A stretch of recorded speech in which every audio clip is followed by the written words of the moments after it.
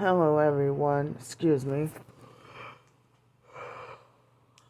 It's Monday, April 29th, 2024 at 7:55 a.m. in the morning. I know it's kind of early. So I woke up at about 7:30. Um well, I'm glad that I knew that I was going to get to sleep good last night and I did, but I'm still tired enough that I can use a little more sleep. And as of now, my legs still hurt. Um, so I had to get up and use the bathroom quite a few times in the middle of the night. Um, excuse me, and it probably was the excessive fluid, draining from my legs. So, um, I forgot yesterday to ask for like the extended late checkout. I forgot all about asking.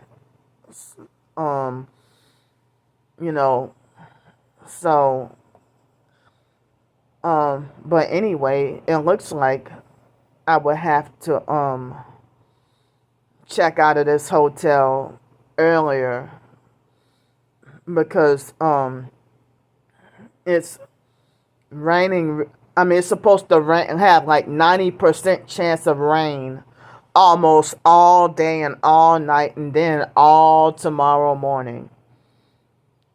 At first it was forecasted to rain on Wednesday, but then there's now the update is it's look like it's not supposed to rain on Wednesday, but I still need help with hotel so that I can have my belongings at the hotel while I go to court, so that it could be a safe place while I go to court. And I don't have any family support or any family who would be willing to you know allow me to have my belongings at their house for a couple of hours while I go to court.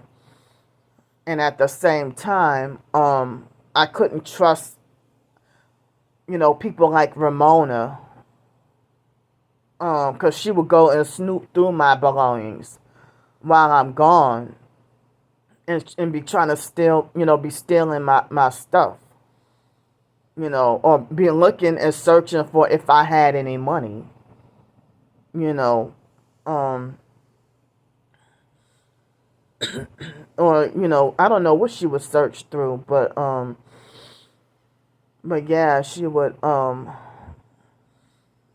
she's not the only family member. It's like I really can't trust any of my family at all, you know.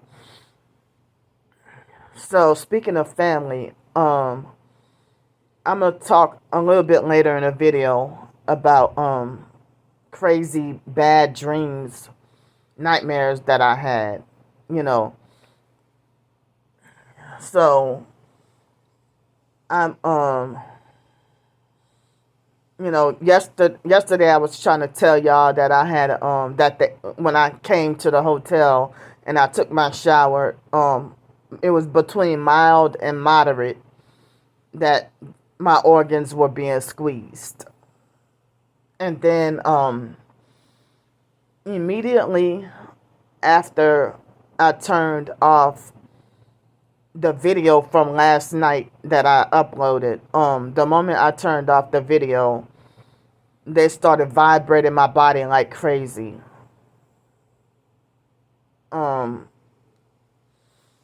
And then I was online, I think, doing whatever, checking social media or something.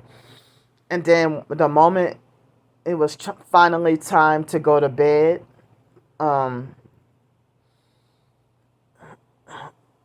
excuse me, the moment it was time to go to bed, the moment I tried to go to bed, and it probably could have been like 9:30 or 10 o'clock. And then, you know what? I think it was about 9:30 or something. And then, they hit me with the directed energy weapons to cause like the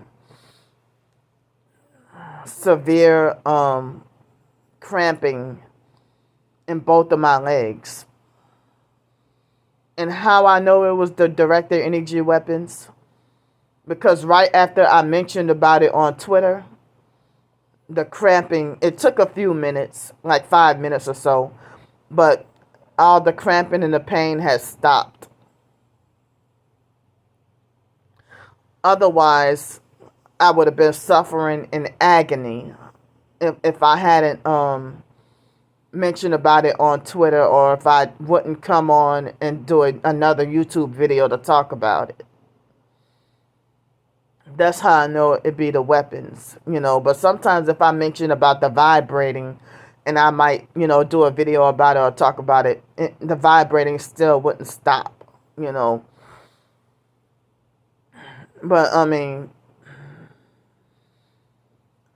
excuse me, it started, like, in my left leg, and then my right leg, and then it was temporarily disabling and crippling enough where I couldn't even stand up or couldn't even walk, But I try to force myself to get up and try to walk around a little bit, and the pain was still there, and it was, I was suffering. And then I even when my legs are not swollen, or they have done this to me. So then when I tweet about it on Twitter, then the pain went away gradually within a few minutes. And then after that, I was able to sleep for a good long while, but I had to keep getting up a few times and using the bathroom in the middle of the night.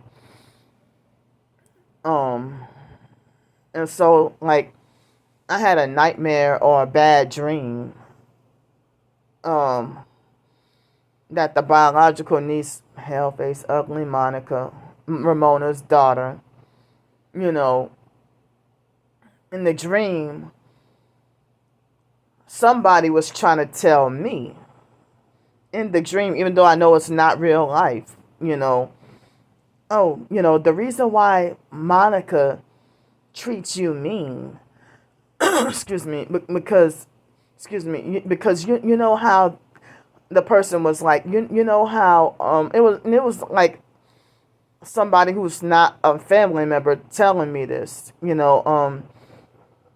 she was saying that, oh, well, the reason why your niece Monica treats you mean because she was part of a cult and it traumatized her, and she was very suicidal, and she and she you know and she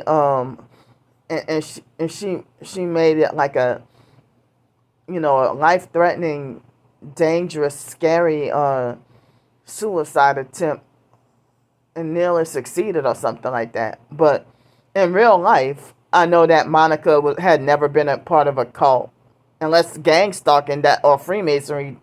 I mean, gang stalking or possibly, I will say possibly Freemasonry. But gang stalking cult, definitely, but possibly Freemasonry. But I know that Monica never really been, I don't think Monica has ever been suicidal or attempted or committed suicide in real life, because I would have heard about it throughout family rumors or something, excuse me. And so I'm like, wait a minute, well, I don't treat people mean because of what I went through, but y'all know my story, that I grew up in a cult and ended up very suicidal, multiple times in the past. It's like I figured that this was the gang stalking dream manipulation, or the gang stalking dream manipulation to to try to traumatize and scare me. and as a way to mock me as well, and using my family that, don't even want to associate with me. And I think Ramona was either in that dream or another dream, but I forgot what events happened with her. And then, so, after I woke up in real life and went to use the bathroom, and then I went back to sleep, and I had a weird dream about, I guess, talking about Creole people or whatever. And then, like, they had, like, in real life, like, the day after I got out of jail, I went to this hotel when I got my work paycheck, my second and final work pay. No, that was the first paycheck. The first paycheck, it wasn't the second, it was the first paycheck. The day after I got out of jail, I got paid my paycheck. And then, after that, there was a lady that I met. She said she knew me. I forgot what her name was, though. She said she knew me and she knew my twin sister.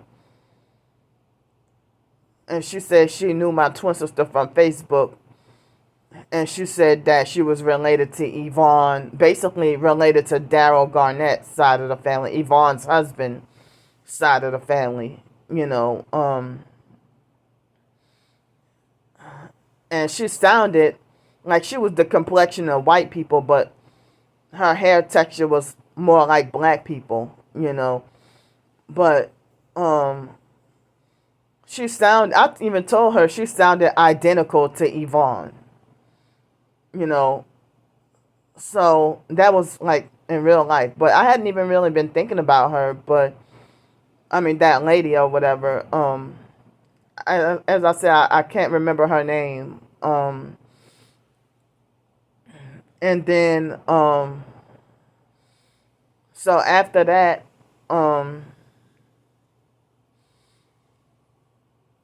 and it's like, well, I'm surprised she treated me nice because, I'm pretty sure she heard my twin sister say, false things about me,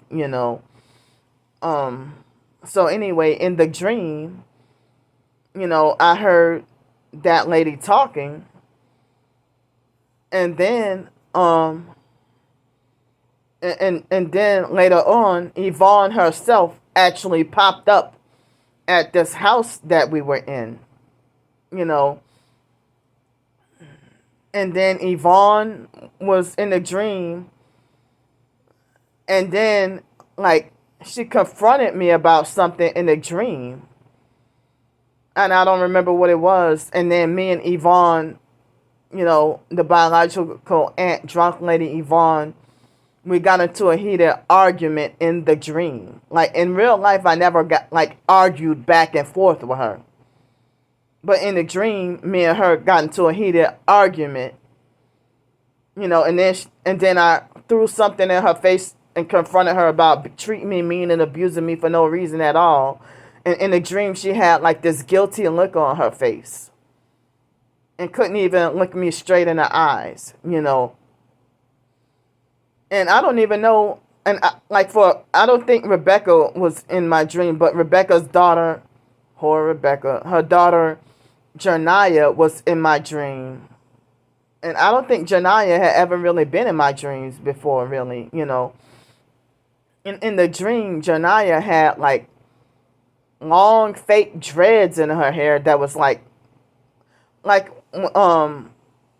her hair was like, it looked like they had, like, not real but fake dreads, in her hair that was like orange, black, brown, and blonde, and I was playing with the dreads or whatever. I don't even like dreadlocks, no matter what the texture. I hate dreads anyway. But and so then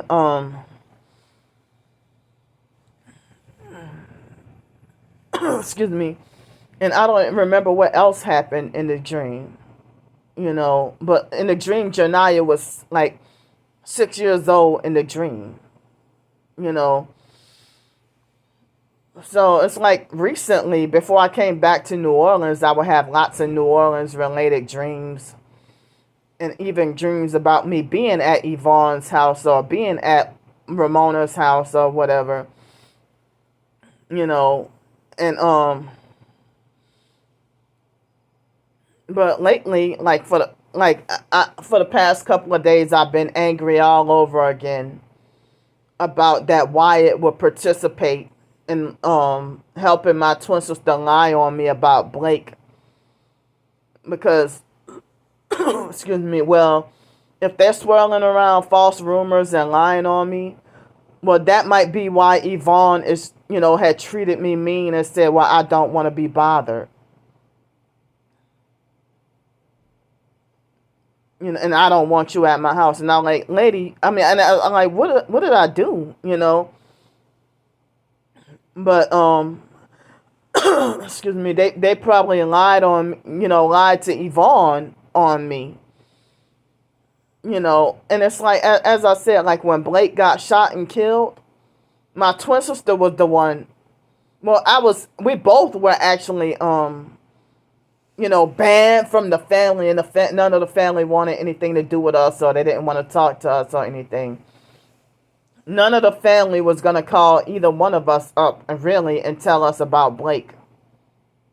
If it weren't for my twin sister, I would not have even known about Blake. Because she even let me know that basically, and me and her really weren't on good terms before then. But then she texted me and said, Candy, it's an emergency, Blake. And then when I first, before I could read the whole message, one of the first things I thought that Blake may have, by him being big, huge, obese, and overweight, I thought that maybe he got rushed to the hospital for like a medical issue, like maybe diabetes or heart problems or heart attack or something. But one of the least things I was expecting was for him to have gotten shot and killed.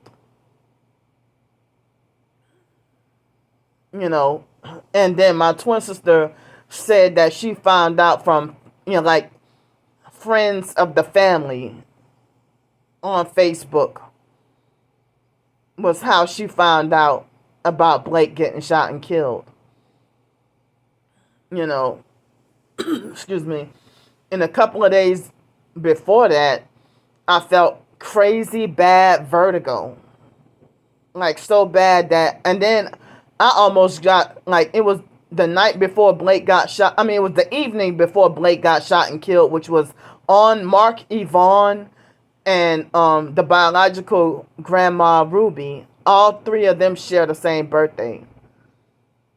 And Blake's birthday was the day before, December 10th. So Blake got shot and killed like 2 days after his 32nd birthday. And people say he got shot and killed for nothing.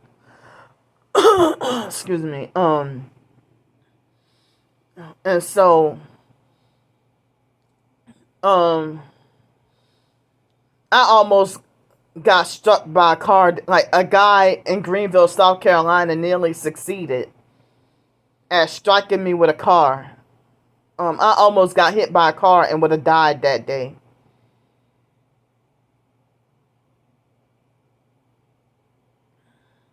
With the gang stalkers trying to run over me with their vehicles. So, like, if he would have struck me and I died, that would have been it would have been me and Blake to be gone. They would have had, like, but then again, the family hate me so much that I would have been just dead by myself with nobody to claim my body in Greenville, South Carolina. And I don't know what they would have done with me. They probably would have fed me as McDonald's hamburger.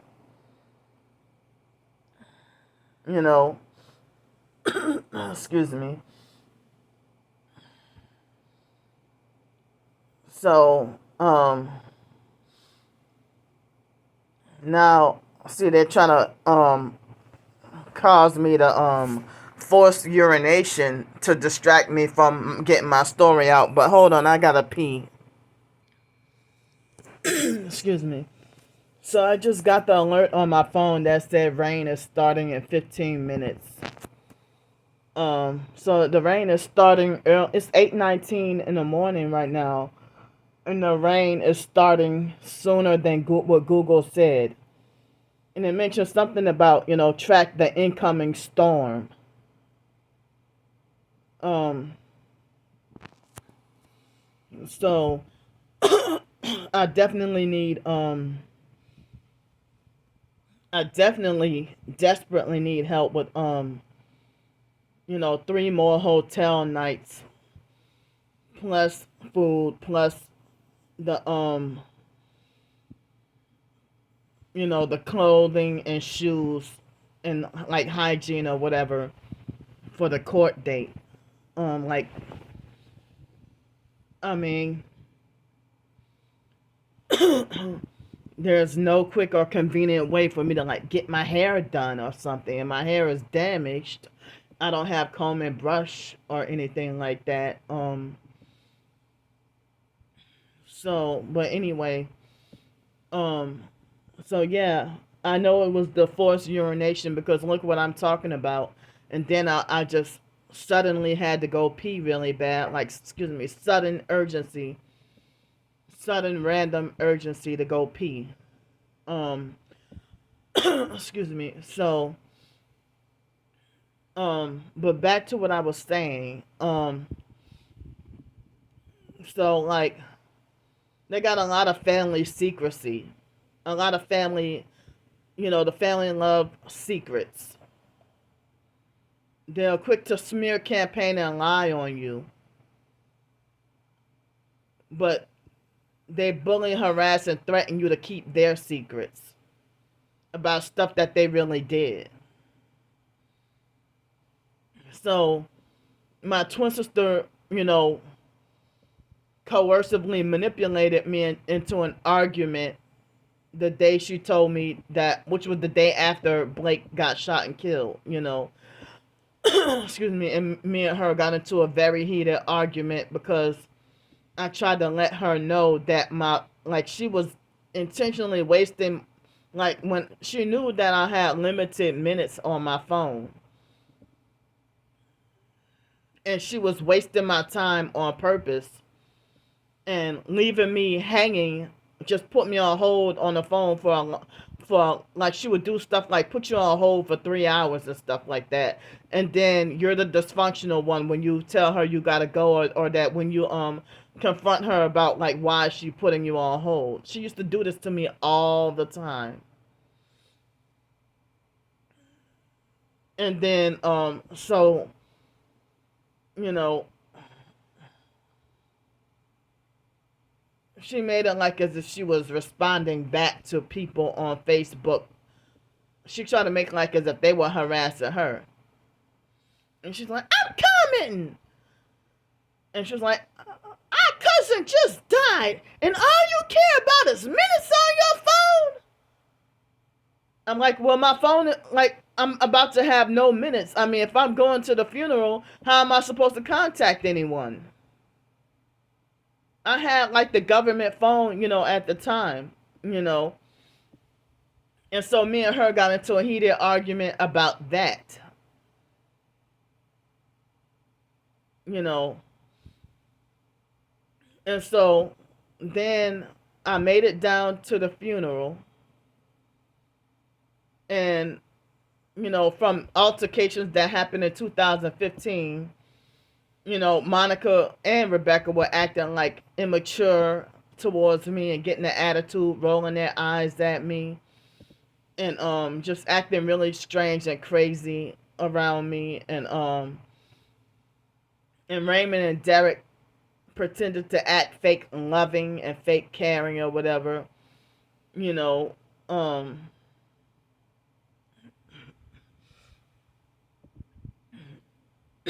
Excuse me.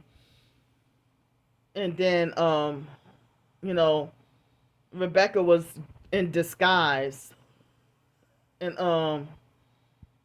Daryl had hugged me and said, I'm trying to stay strong, niece. Trying to stay strong.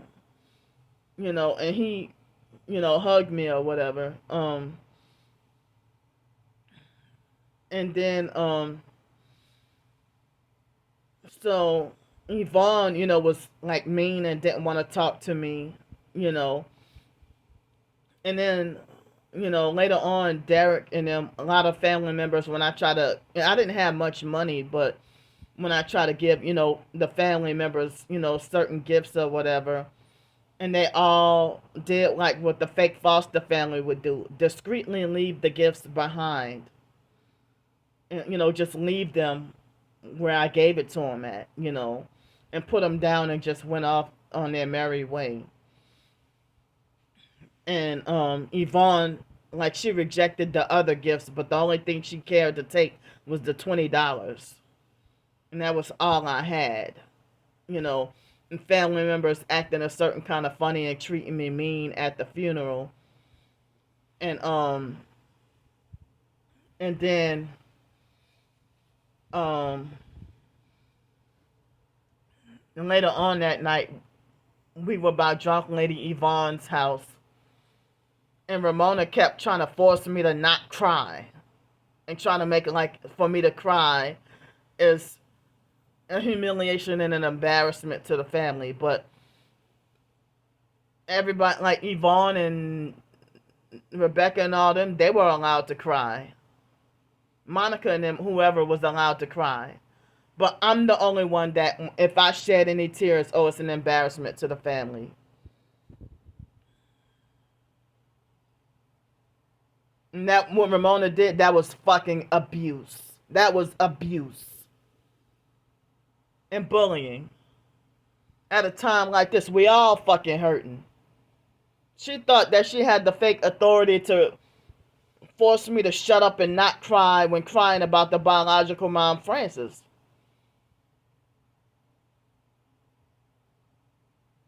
Like, you're gonna come through the phone and come all the way to Los Angeles and come and fucking hurt me for crying on the phone.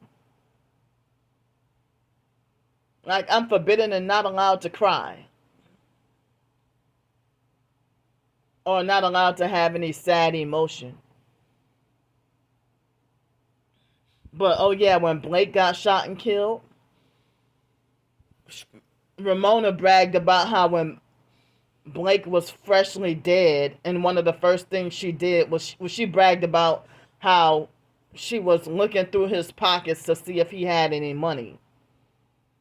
And she said that he had a big wad of cash and a lot of money in his pocket, and that she lied and said she didn't take it, but she said that the guys who robbed and shot and killed Blake on his own doorstep.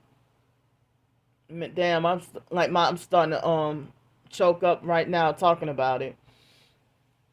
Right on his own doorstep. That that Blake didn't die right away, but they said that Blake ran across the street across the street to his neighbor's house and then fell and collapsed. And I heard that Daryl, his dad, was yelling at him saying, "Get up, Blake, get up, get up. Ain't nothing wrong with you," or something like that. And then Blake eventually died. And they said that he died at 11:36 p.m. He was pronounced dead. I wasn't there because I was still in Greenville, South Carolina at the time. But, I read the news articles, I heard family talking, and, excuse me, and it's amazing how, certain family members could care about other family members, but if I die or something happened to me, the family wouldn't care. Because when Yvonne yelled at me and said she didn't want to be bothered, what if I would have collapsed or froze to death that night? They don't give a fuck. They handpick who to love and care about. And so, why would, if your own cousin died, how come the family didn't ostracize Ramona or call her low down for the fact that when he died, one of the first things she bragged about it. Um, you know, talking about one of the first things that she was looking for was his money, and that she saw that he had a whole lot of cash, a lot of money in his pocket. So basically, she said, making it like as if they robbed and shot and killed Blake but didn't take any money.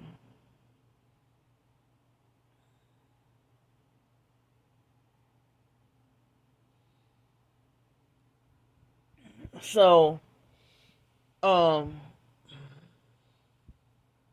so then after being by Yvonne's house, you know, um we went, I had to spend a night by Ramona's house, and Mark, Ramona, and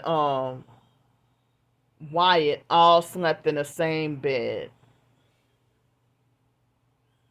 I was doggone excluded and had to sleep somewhere else. And I was days of sleep deprived. And Raymond's friend, a female friend, an older lady, but I think that was his girlfriend, had a newborn baby. And they had for me to hold the baby for so many hours. And while I was days of sleep deprived. And then and they just had me hold the baby for so many hours while they go do whatever. You know, excuse me, and I started to get kind of disoriented, and then I think I eventually had a headache or something, and Mark yelled at me, said, "Drink some water." You know, and then like when we were at Yvonne's house later that night at the funeral, um, Wyatt, Mark, and Ramona and Raymond were all talking about wanting to whip my twin sister's ass and saying that, oh, that they're glad she didn't come down there, and they was just talking a whole lot of shit, because I don't even think that they would have put their hands on her. They probably would have been fake nice to her like they were to me. And I'm like, wow, so the family pretended to be fake nice just for the funeral. And because everybody was all shooken up and scared about, Blake's death and stuff, but Monica was even trying to poison her kid's head and tell them, don't stay away from me and don't talk to me. And Rebecca had like straight up attitude for nothing. Excuse me, and they haven't seen or heard from me in years. It's like the tiniest little things, like the small stuff, they are grudging against me. So that's why I figured that for them to be like that, like they're all perps with not even Wyatt is a narcissistic abuser and a perp. Y'all call me slow, but y'all the ones that's mentally off, slow, and retarded.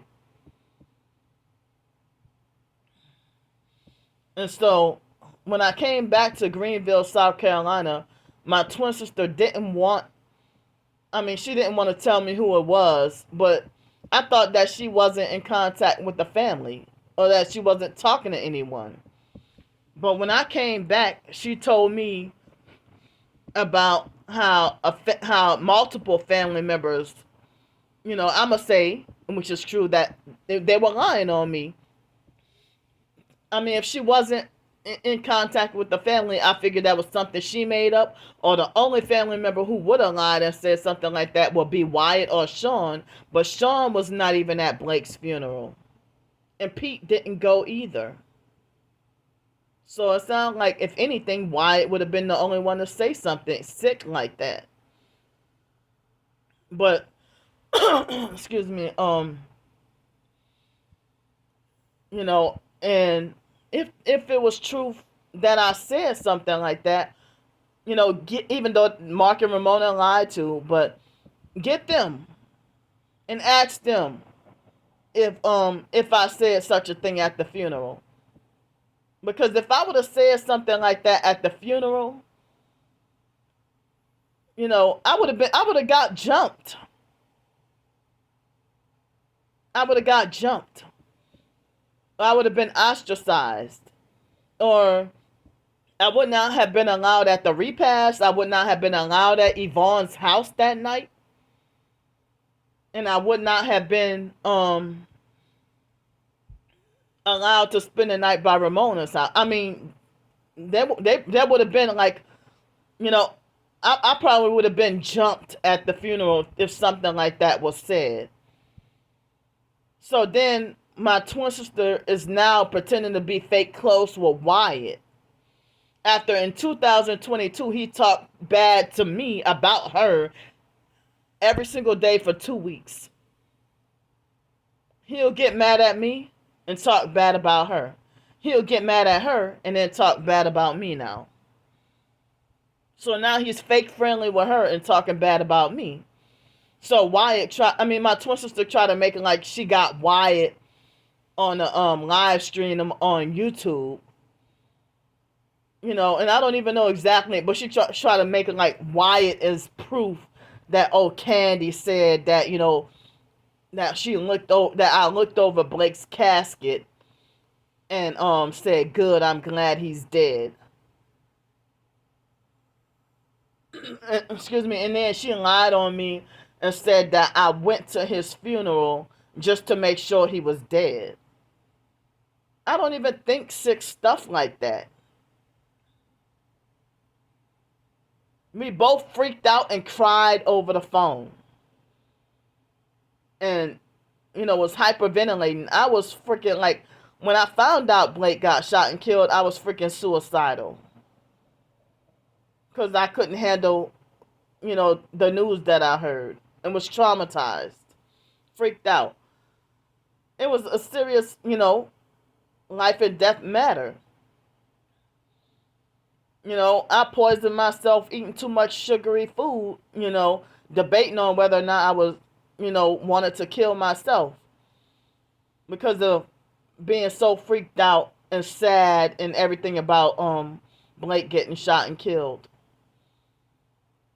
And then to be gang stalked and harassed by neighbors and stuff, you know,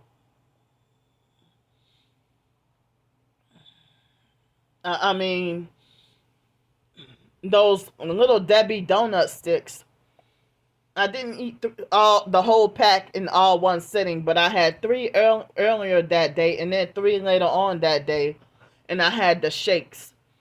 And I don't remember if it was the police or the paramedics or both of them had came out that night, and they decided that I didn't need to go to the emergency room. But you know, I was debating on whether or not to not already had other issues that I was dealing with, like Lisa Ruby and Tracy Broadhurst and their abuse, what they did to me. You know, so the abuse that they did to me, and then you know, and me finding out about narcissistic abuse, and then me being attacked with directed energy weapons and already suffering just depression, being forced to live in a city and state that I didn't want to live in. It was like Denton, Texas all over again. Living in Greenville, South Carolina. Never want to look back. It was like living in Bloomington all over again. Cities and states where I never want to go back.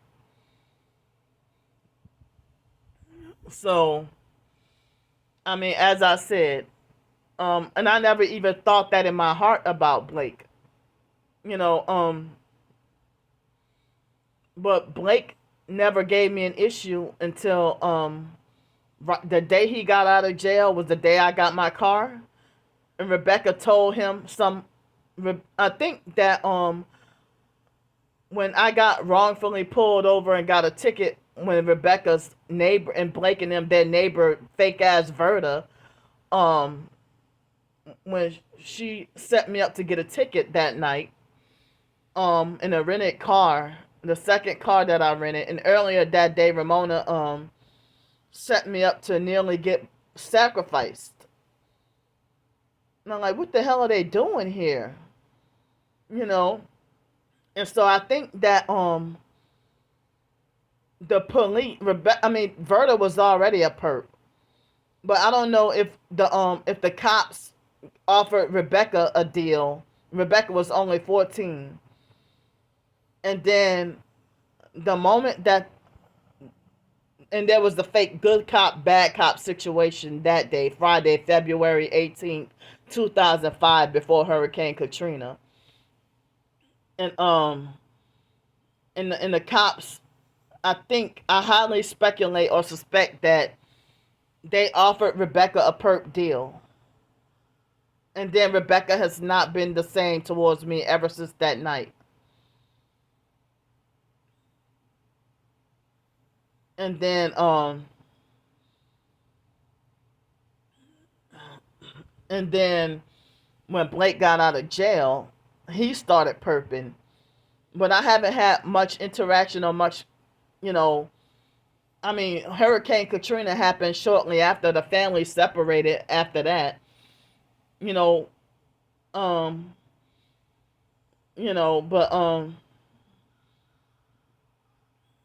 but Blake had never acted like a perp before then. Blake and Rebecca and Daryl Jr. used to love me, you know, and I can't even get my family back.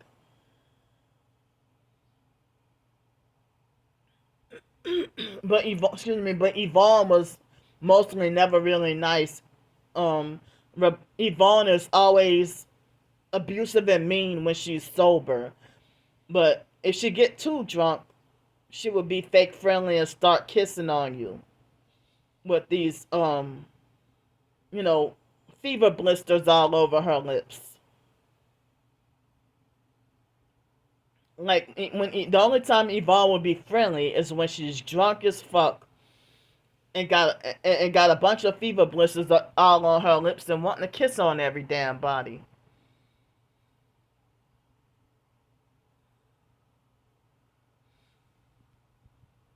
You know,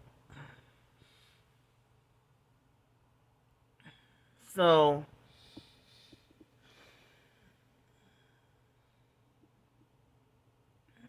but but yeah, it's like it's so much immaturity, and like no matter, even the family members were perping me and abusing me and had psychological games to play during Hurricane Katrina.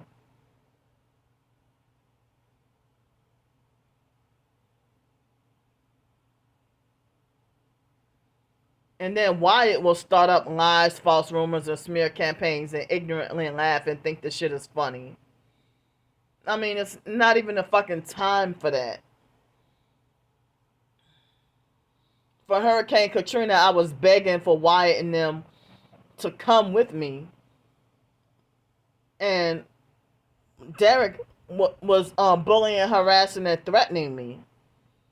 So, of course, I felt scared and didn't feel safe taking Derek with me.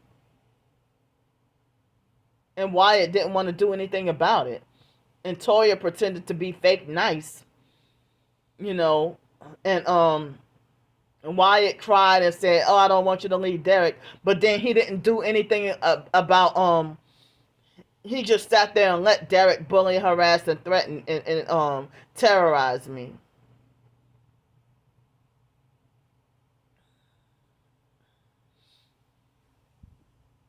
And so, Derek manipulated for me to feel unsafe. And so Wyatt cried and said, "Well, I don't want you to leave Derek."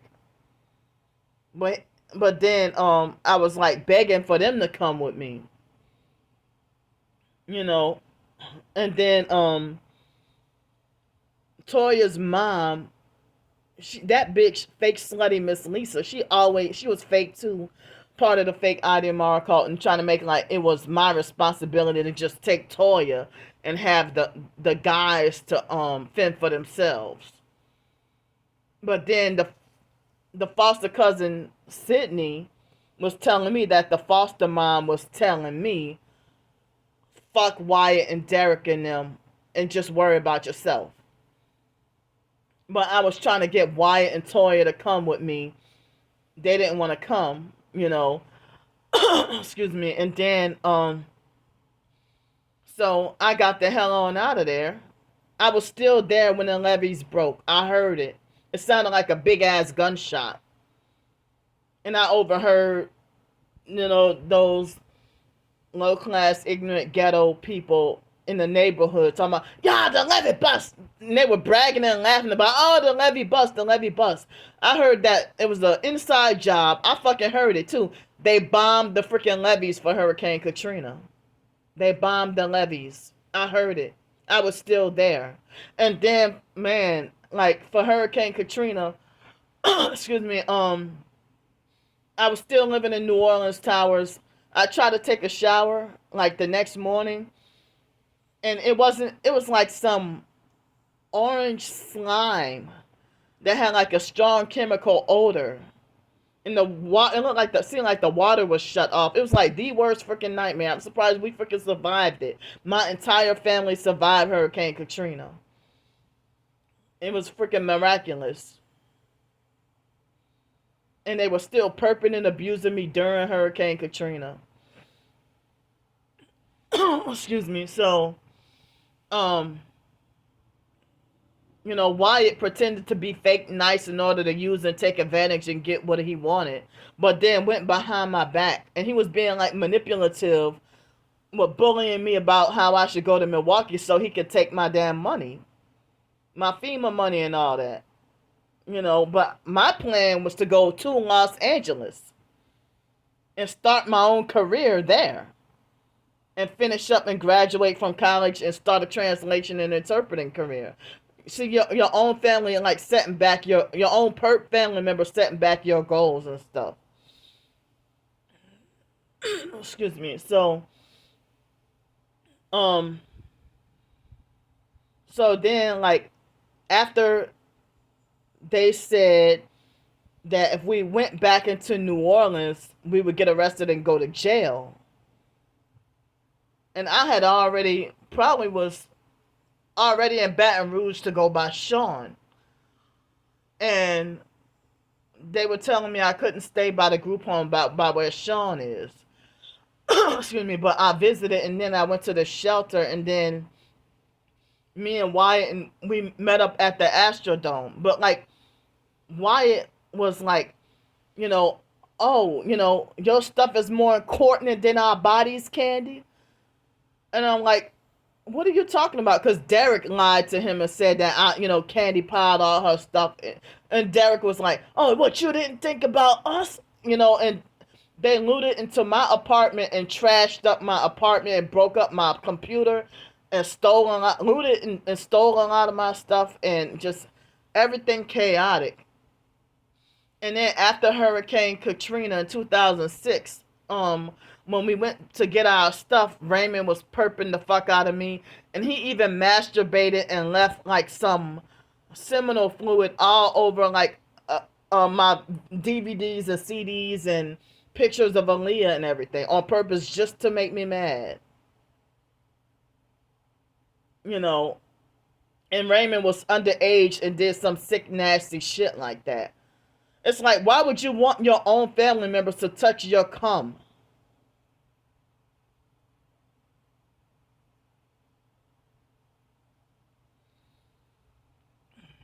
So Wyatt smear campaigned and lied on me and said that Candy just put all and only of her Aaliyah pictures in the car, and then lied and said that there was no room, and then didn't want for us to ride in her car or whatever. And that's not even what happened. And then 2007, if I got into an argument, Wyatt would be like, Derek said he don't want to talk to you for the rest of your life, because of what you did for Hurricane Katrina. But Wyatt was and Wyatt smear campaigned me to the biological nephew John and Riri and all, and the kids, were perping me and everything. And John was, bullying me and stealing my money, running off with my car whenever he felt like it. Just zero respect. A lot of my Aaliyah pictures, I didn't even have a whole lot of her stuff, but it damn sure wasn't enough pictures and videos and DVDs or whatever to fill up a whole damn car. I had some of my toiletries, and if they wanted to make it like, oh, there's no room. Well, how would Wyatt, like, when after meeting up in Houston, Texas at the Astrodome, how were Wyatt and Toya able to fit into a ride in my car to go places?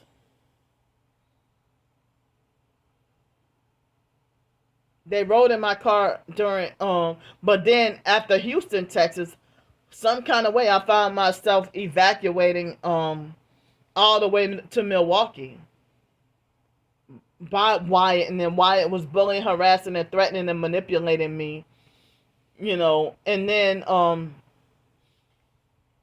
Derek didn't come to Milwaukee with us. Derek and Blake and them, I overheard that they traveled to Mexico or something and committed whatever crimes they wanted, and then excuse me, and then they ended up being in Texas. How come like we didn't stay in Texas, or Derek and Blake and them, they didn't travel to Milwaukee with us, but Blake, like, during Hurricane Katrina, Blake wasn't with us, Well, Blake and Rebecca and them, when I heard that Rebecca and Yvonne and them stayed in, and Daryl, they stayed in Lafayette after Hurricane Katrina, and Mark, Ramona, and the biological mom, Francis, and the biological dad, Arthur, were in Denton, Texas, that they were evacuated to Denton, Texas, and miserable as hell, and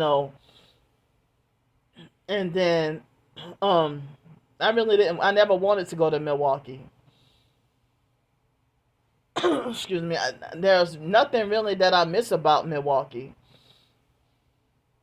Um, but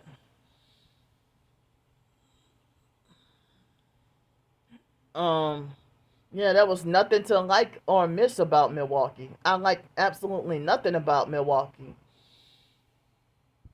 But I'm still stuck with that bank account up there that I had for freaking 18 years.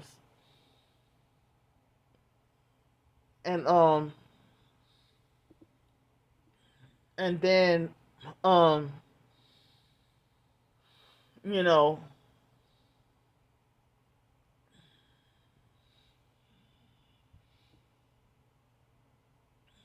and so it's like the family, they immature and play so many damn games. They play too many games. So I didn't even realize that family members had became perps before Hurricane Katrina, but I didn't know what was going on. And I think Monica and Raymond ended up in Houston, Texas, as well. So the family was separated, and my twin sister, she got out of Dodge before Hurricane Katrina even happened. Her and Dwayne and Raven, well, Raven was a baby at the time, and so excuse me, and Wyatt thought it was funny to laugh and said Candy took all her Aaliyah pictures, and you know Candy took all her Aaliyah pictures and lied and said she ain't have enough room. That didn't even happen. A lot of my Aaliyah pictures, videos, DVDs, and stuff was left behind. But I was a student, college student, going to school. And I had maybe a few little DVDs, CDs, pictures, or whatever. But it damn sure wasn't near enough to fill up the whole damn car. But I had like my college school books, some food, toiletries, clothes. I was prepared for Hurricane Katrina with prepping and stuff, and I didn't even realize it. I was stocked up before Hurricane Katrina and didn't even realize it. Um, and all that stuff got destroyed and left behind. And then the abusive, narcissistic, fake lady, Miss D,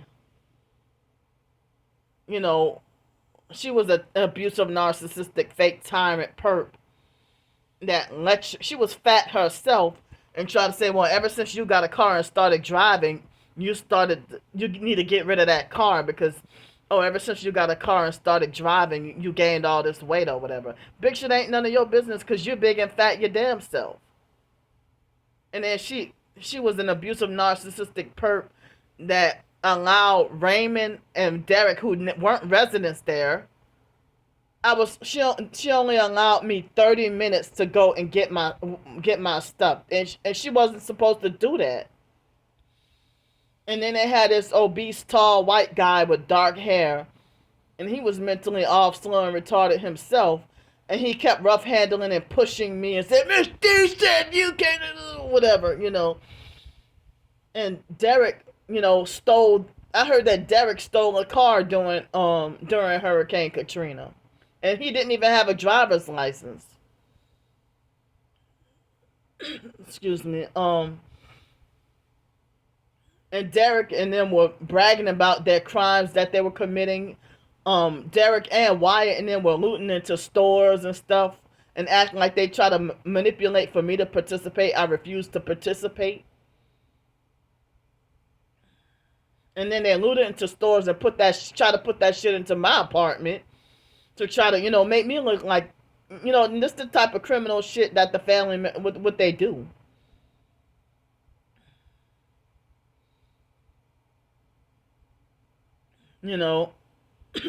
Excuse me. So Sean was already in a group home in Baton Rouge during Hurricane Katrina. But in 2006, after I came back, I would travel there to go visit him just about every weekend. And maybe because of the situation that happened with the fake foster family abuse, I had wanted to and planned to or maybe the group home people wouldn't let him, but I wanted to try to take Sean to Blue Bayou with me. I wanted to take Sean to Blue Bayou.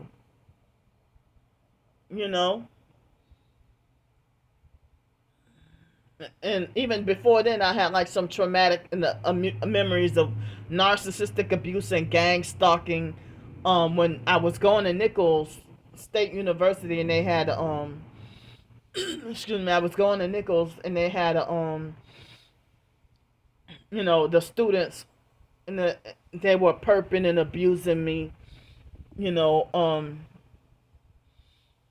Excuse me, and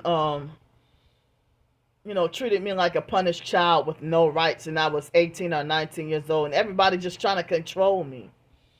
And these people who don't even care about you, trying to control your life. But I went to experience Blue Bayou a few times or a couple of times. I would go to Blue Bayou and then afterwards go and visit Sean. But I don't remember if it was the case that the people at the group home wouldn't let him come with me. I think that probably was the case. But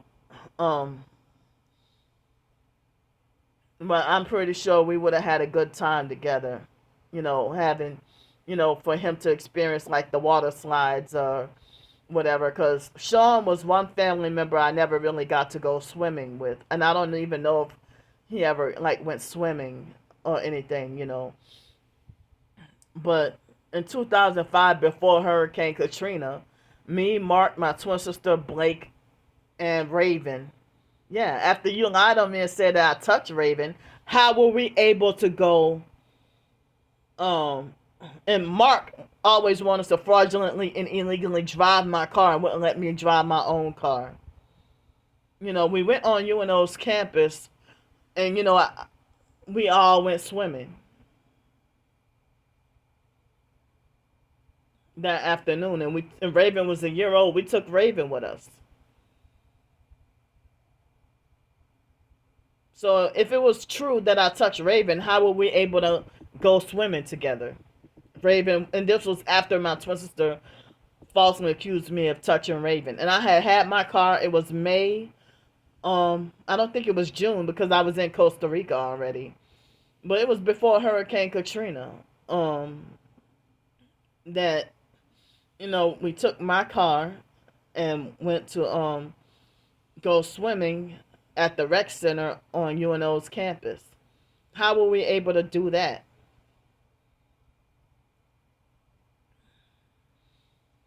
But I don't even know if Ramona will vouch for me. Well, behind closed doors, Ramona will vouch for me and say that she knows that I never tried to kill Raven, and that she said that she would be willing to go to Tulane Hospital and vouch for me, that I never would do something like that.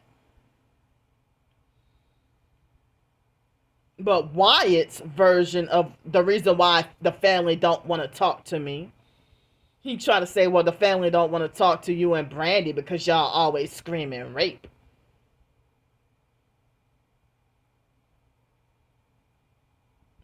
But, you don't laugh at and make fun of people being raped. Excuse me. But Wyatt claimed that he was raped when he was 17. Talking about he was gang raped by a bunch of girls.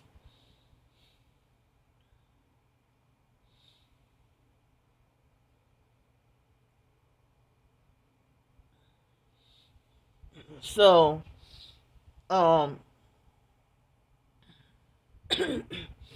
and they said that Sean was lying.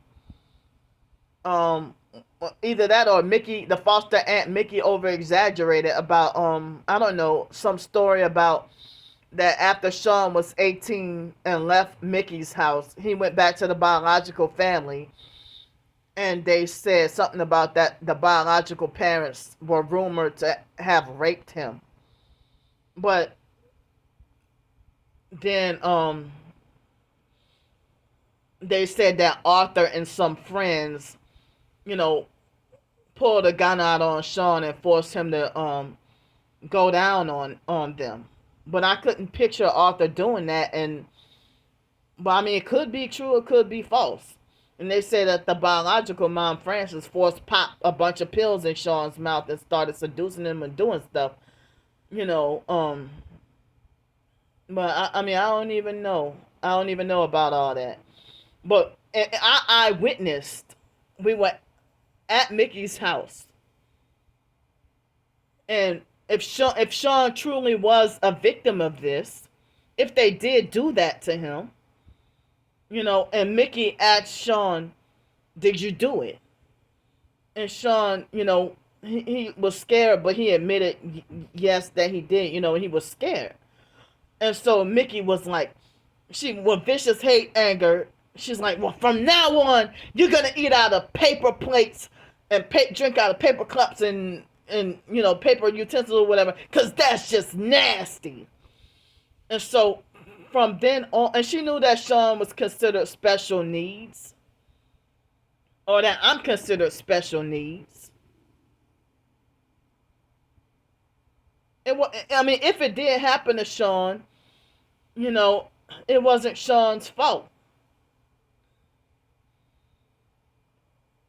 Excuse me, but by the time I turned 18, Arthur was always by himself. I never really saw Arthur hang out with friends or anything. But I heard some stories about Arthur doing some wild, crazy stuff though. And they said that Arthur was an alcoholic and he used to ride a motorcycle all the time. And Arthur, almost died twice. That once in a motorcycle accident, and another time, I think I heard he got into 2 different motorcycle accidents. And then I heard that he was cheating on the biological mom, Frances, with some other woman, and then another woman he was cheating on her and got found in a bathtub, and that they shot him in a that the other woman shot him in a bathtub, and then he nearly died from that. I don't know, it's just family rumors, But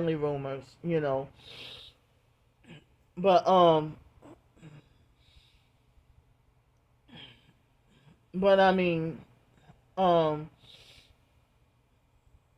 but nowadays Sean wouldn't want to talk about it. But after we turned 18, Sean was heavy about condemning me and talking about when you scream rape. And I'm like, what are you talking about? Like after we turned 18 and I reunited with the family after we turned 18, and Sean kept on bullying, harassing, and lecturing me about screaming rape. It was before Wyatt started to talk about it. Excuse me. And then Wyatt ignorantly laughed and thought the shit was funny and talking about, oh, Brady made a career out of screaming rape.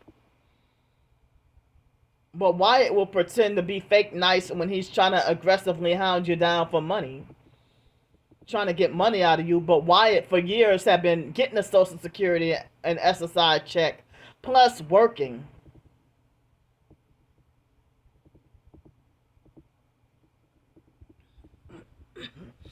And they won't even help me with the damn Ticket to Work program.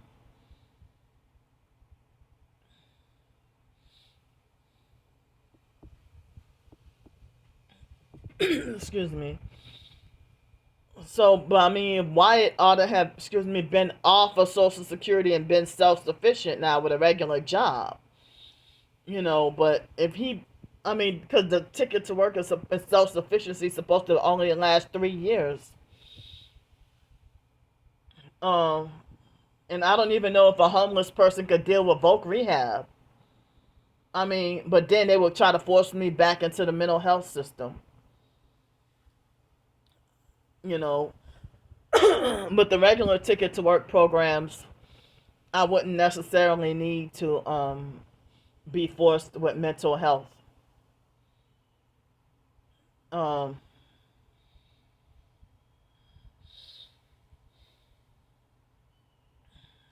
so now, after dealing with that abusive, narcissistic, fake perp, Stacy Morgan from America Works, she don't want shit to do with me no more after I exposed the truth about her manipulation, games, and abuse.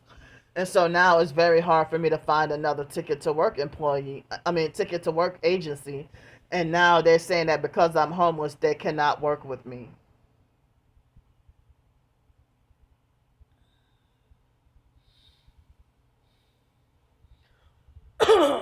Excuse me. So I didn't even have breakfast yet this morning, and it's 9:07 in the morning. Yeah, we now my Twitter is saying for New Orleans area, line of storms continues to move through the area, and I can't see the rest of the message. Excuse me.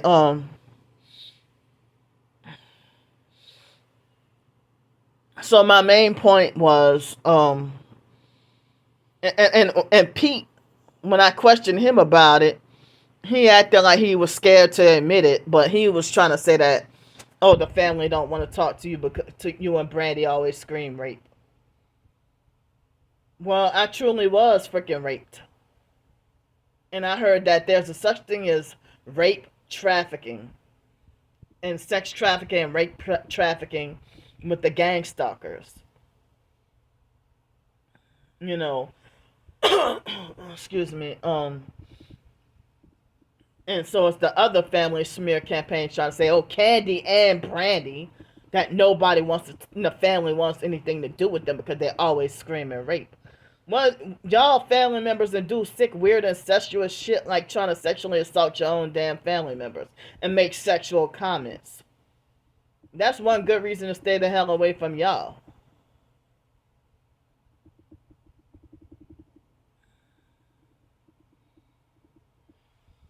Even the freaking women in the family want to, make remarks about that I should dress more provocative or for me to dress modest.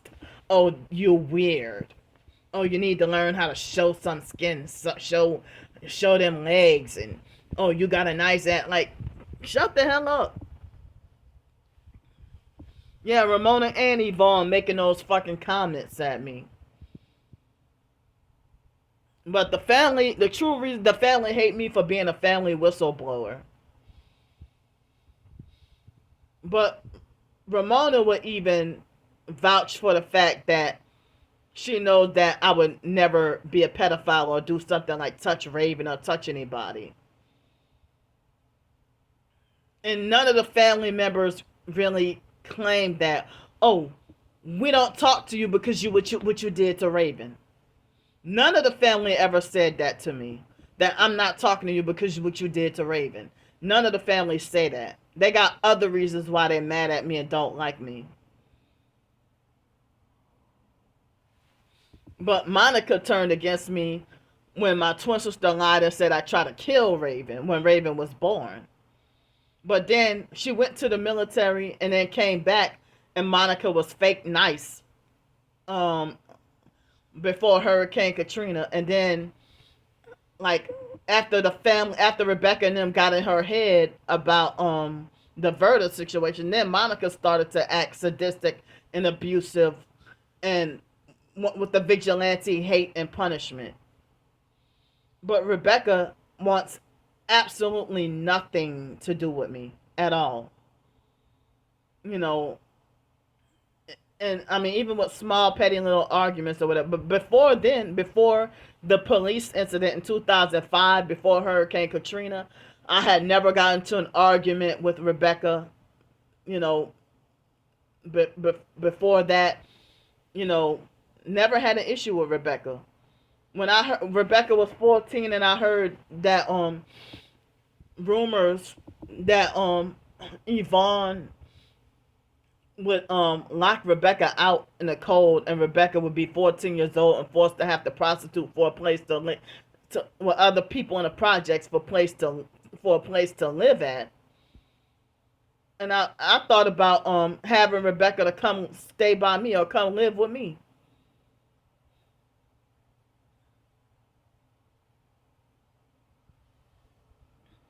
But throughout the years, if Yvonne and Daryl were so dysfunctional, and I'm surprised that, I mean, you know, excuse me, I'm surprised there was never a CPS investigation. But I thought how unfair it was for us to have been taken away and put in foster care. You know, the biological parents had us in batches of threes each decade, you know. Excuse me.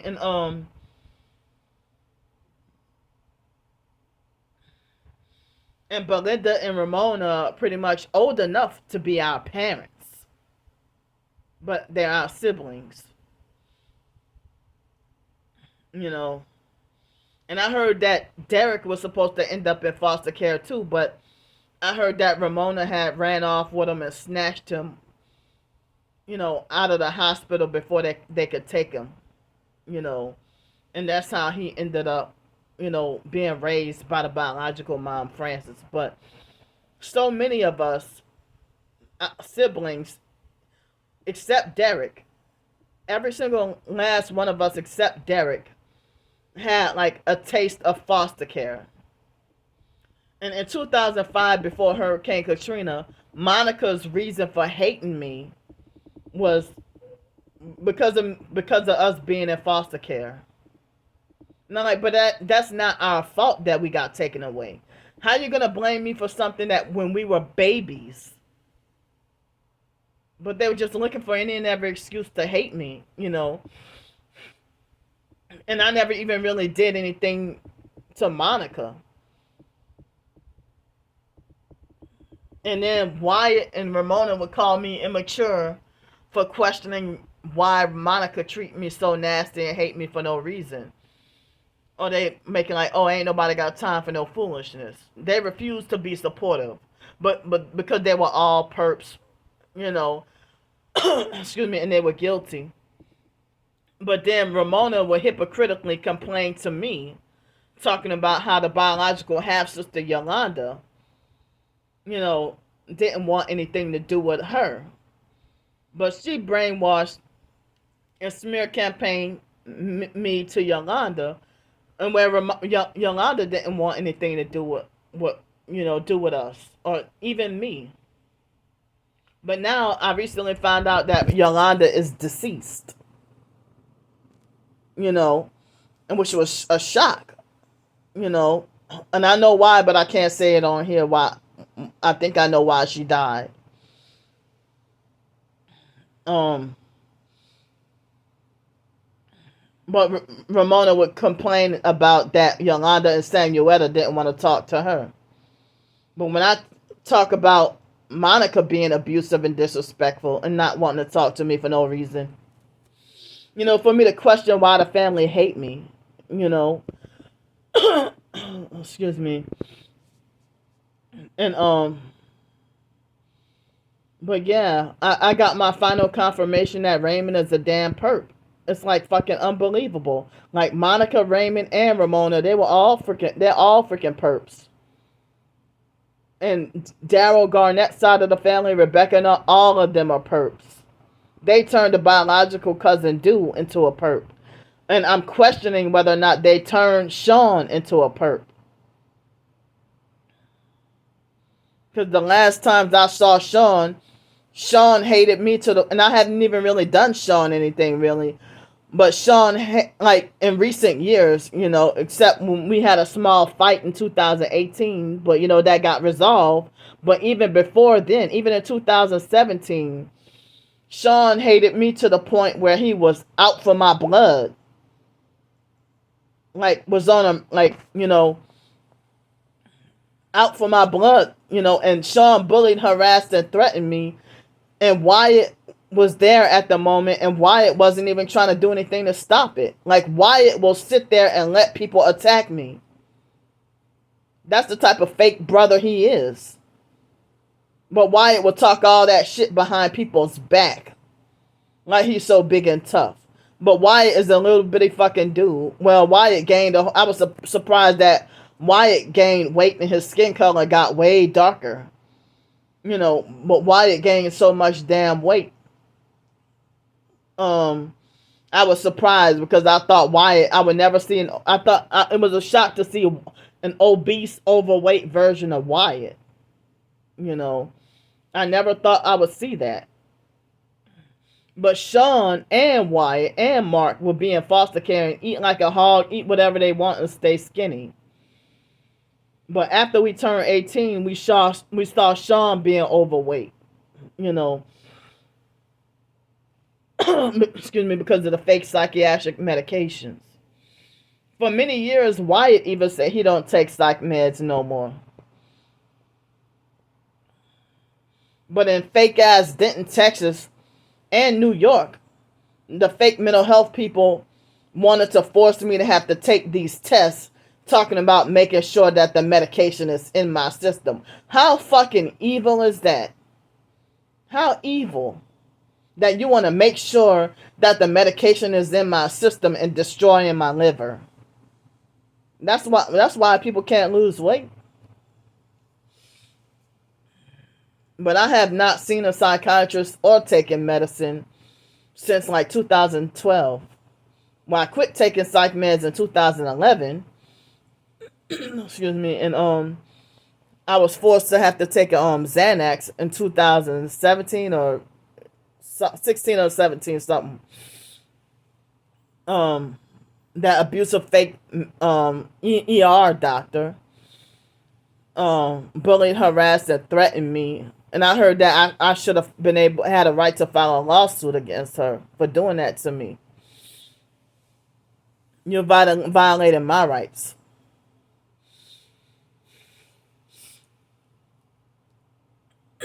Excuse me. So,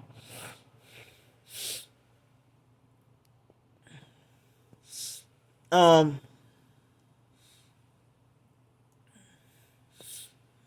mean, but anyway, I'm glad I was able to vent. But I was trying to say that basically the family wasn't even in contact, excuse me, with me or my twin sister really. And I think I mean, then when I came back to Greenville, South Carolina from New Orleans after Blake's funeral. That's when my twin sister tried to say that the family said that she didn't want to say which family member, but I'm like, well, how would the family say that if you weren't in contact with them, or you say you weren't? So somebody's lying.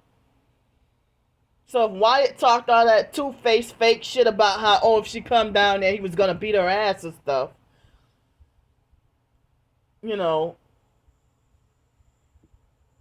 Wyatt will forever that's just who he is.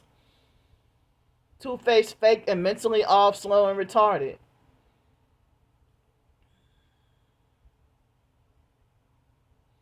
And Wyatt and Ramona bragged about not taking medicine for years. And my twin sister there was a point in time she was prescribed on psych meds and didn't take it, and then hypocritically say, "You crazy bitch, go take your medicine."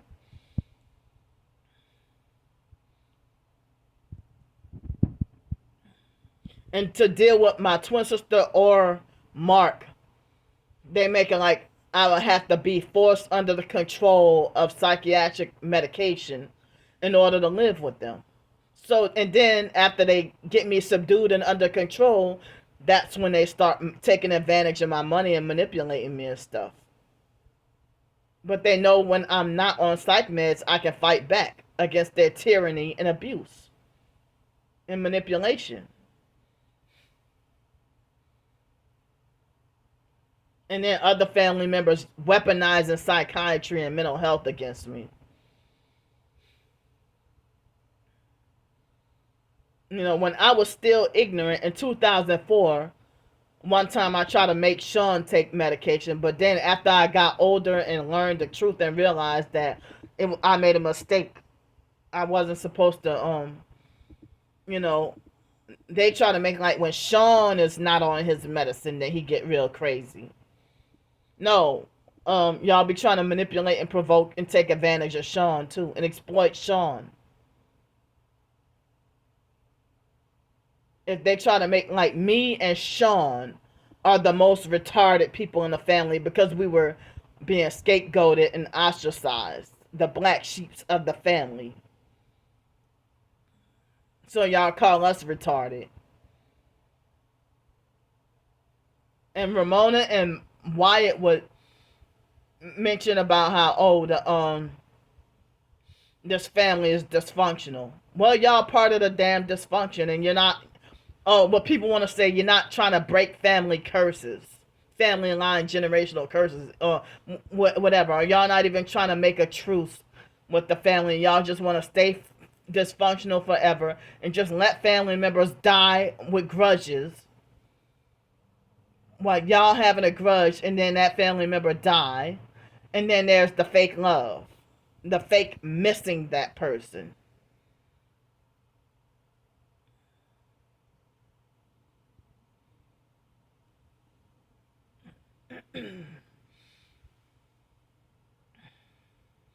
But even Monica would try to weaponize the fake mental health and psychiatry against me and be extra disrespectful and abusive and childish and hateful. If we're in our fucking 30s now and you still think you're better than me. Haven't even contacted y'all for years and you still hate me. Or even in 2018, Monica tried to be, just hateful and abusive and sadistic for no reason at all. No reason. Unprovoked. Because of the false rumors you heard about me. And y'all didn't even get to know the real Candy Grand Prix. Ramona has never had a moment where I'm not talking to you because what you did to Raven. Mark has never said, stay away from me, don't talk to me because of what you did to Raven. None of the family ever told me, except Monica. She was the only family member who turned away from me talking about, you tried to kill Raven or whatever. But, like, when my twin sister lied on me and said that I molested Raven, none of the family was really mad, but Originally it was Sean and Dwayne try to play a prank, and they lied on me to my twin sister and said that I molested Raven. And it seemed like it was all a big setup. What my twin sister sent for me to go in the room with Raven, and they would just my twin sister would use, like, she would weaponize Raven against me for her manipulation, control, and abuse. It seemed like um a lot of the manipulation and abuse from her basically started in foster care, but it intensified once after she gave birth to Raven. It was when the manipulation, lies, and blackmailing and everything really started.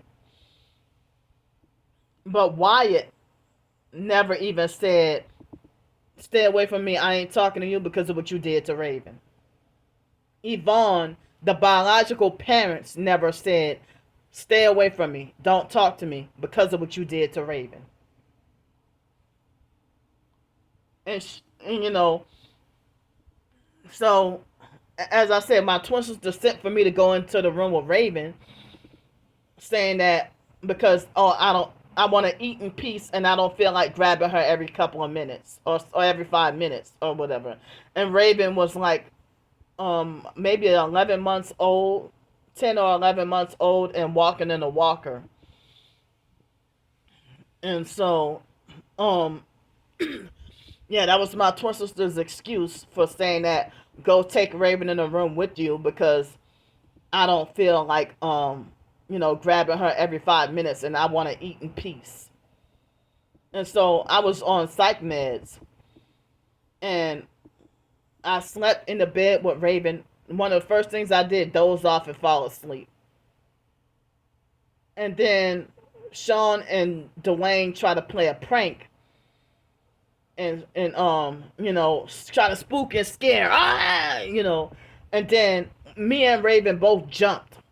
And Raven nearly fell off the bed. And I hurry up and grab Raven before she can succeed at falling off the bed. And so then my twin sister kicked me out of her house without explanation. This was on Christmas of 2004. Hold on, I gotta use the bathroom. See, they make it. How is it when I'm talking about this, I gotta use the bathroom again? Hold on. Alright.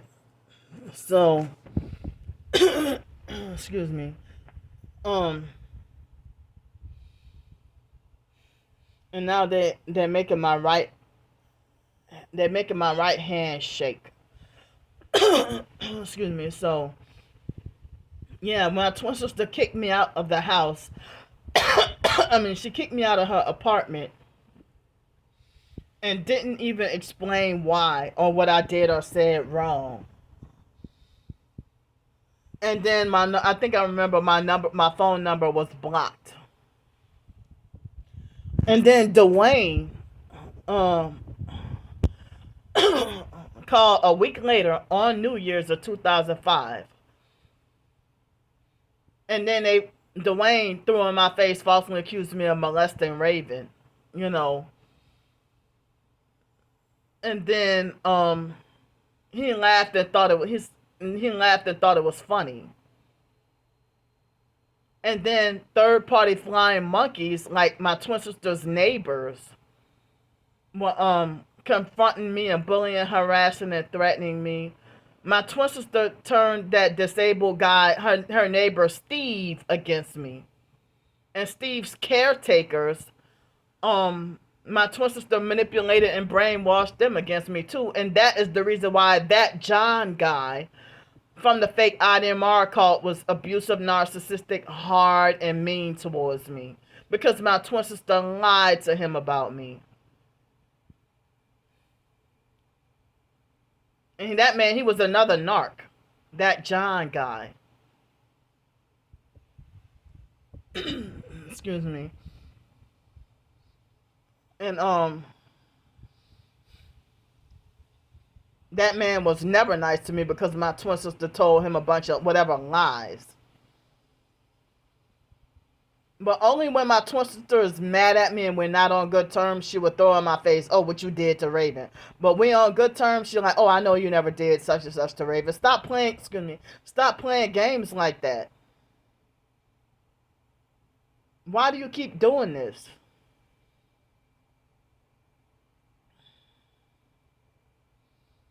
Excuse me. And one thing I forgot to say, speaking of John, the biological nephew John, when I first my first day in Milwaukee, Wyatt had smear campaigned me to John and Riri before I even got there.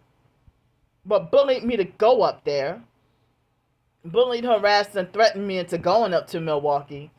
And I was wondering why did John and Riri and them, treating me so mean and stuff. And that was my first time meeting up with John and them.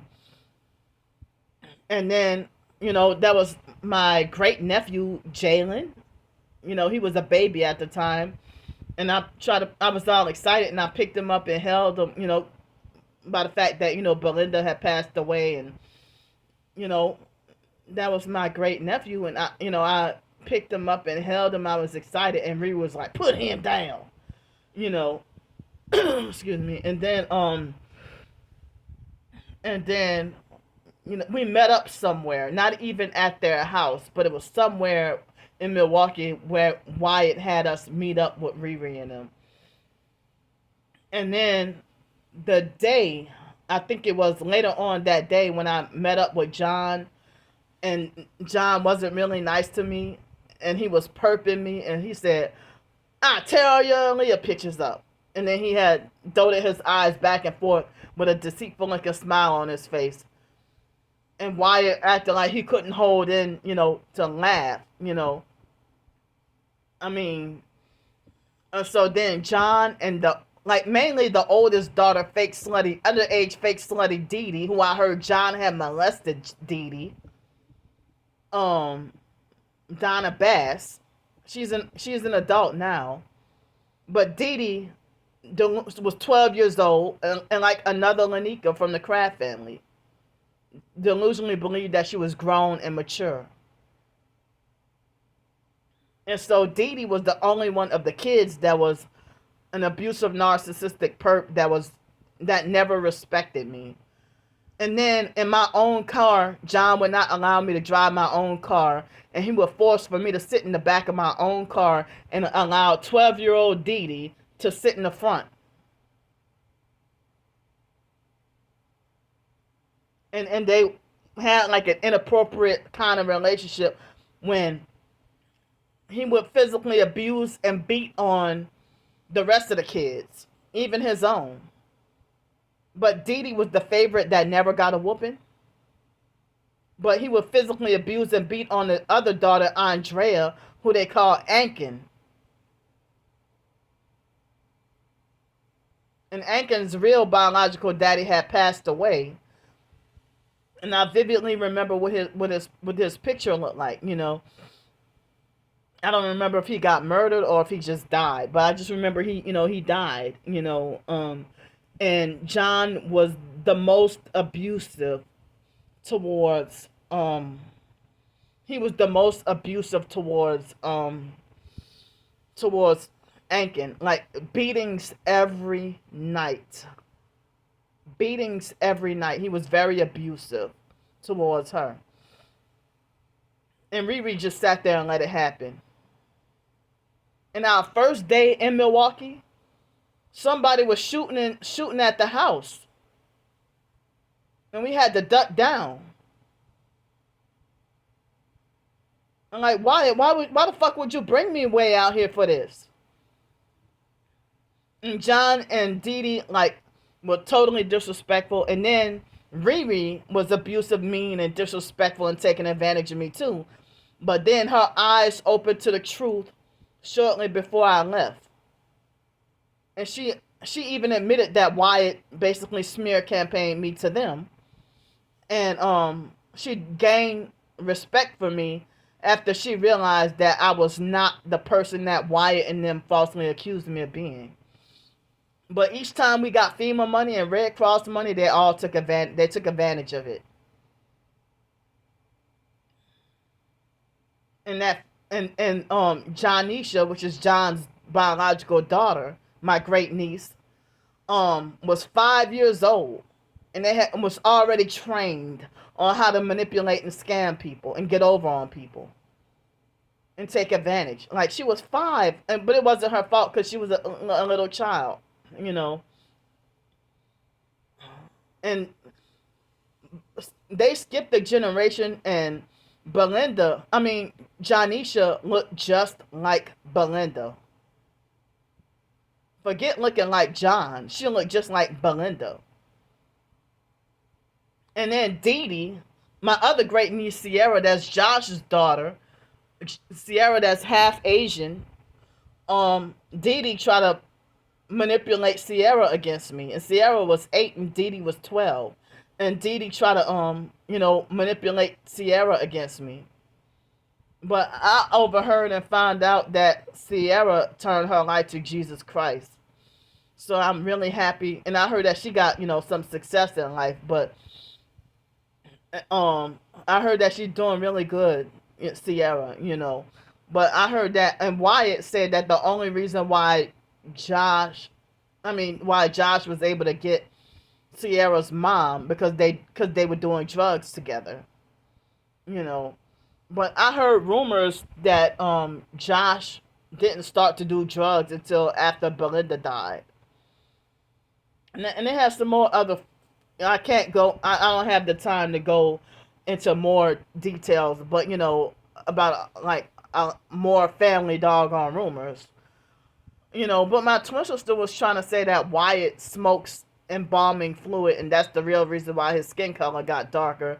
And if it wasn't her, I don't remember who said that Wyatt was a damn crackhead or something. But I don't know. But I heard the false rumors about me for years. Especially in 2007, the rumors about me was huge.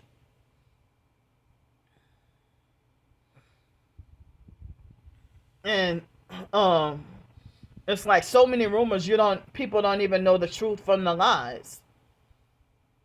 But I'm not gonna pass off a rumor. I will say that it's a rumor that I heard, but I'm not gonna run with it as truth unless I witnessed it for myself. But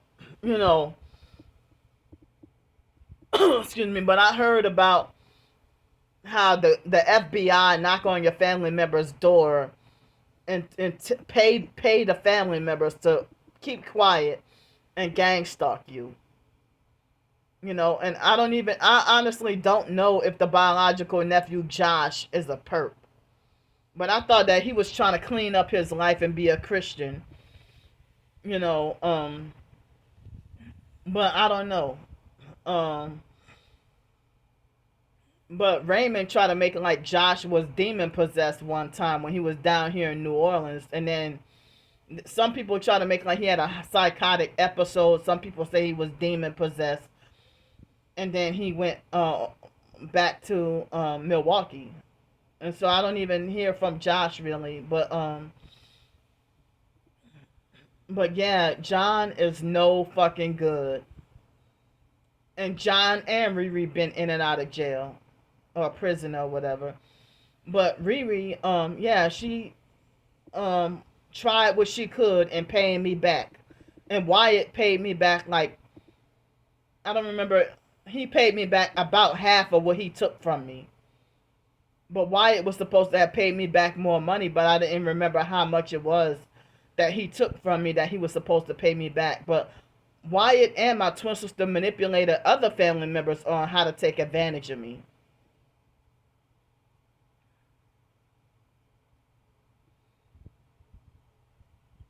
Excuse me. But yeah, now I'm off psych medications. Ramona and them can't fuck over me no more. Now, after I became a whistleblower, now they don't want to be bothered. They don't want shit to do with me now. But, Raymond, when he saw me, he didn't even tell me what's going on with Ramona or nothing. Raymond looked like a fucking homeless person. And he probably, they probably planted Raymond to come to the Riverwalk because that was strange. And then for me to see a female that looked identical to Monica the exact week later, and which was the day after the Yvonne situation, I see somebody that looked identical to Monica. So if Monica was lying to my twin sister and said that that wasn't her, um, well, who the fuck was that then? If and then she tried to talk about that Monica was mad as hell. Oh, I'm supposed to be fucking scared of Monica? Monica's fucking younger than me. I'm supposed to be fucking scared of her?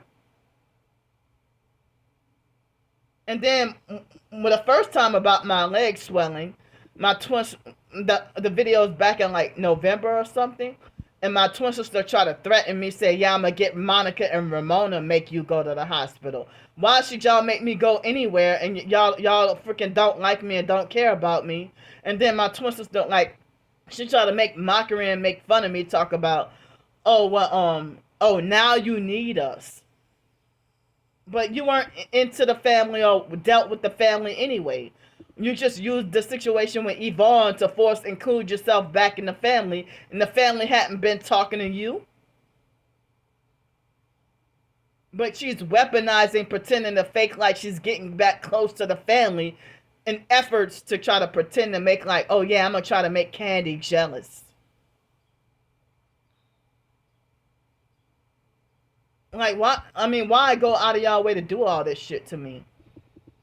But you know, they try to make it like as if my twin sister try to make it like Monica said that that wasn't her and that Monica's mad as fucking hell. Well, when has Monica not been mad at me? Monica been eternally hating my guts for no reason for fucking decades, for over 2 decades. But when Raymond was 13 and Monica was 15, they played around so much, and a lot of the time they would run the streets and do what the fuck, you know, they would run the streets and do what the fuck they wanted, any and all. They would run the streets at night and just do what the fuck they wanted. And then they would ignorantly laugh and think everything is funny, and they would antagonize and provoke Ramona.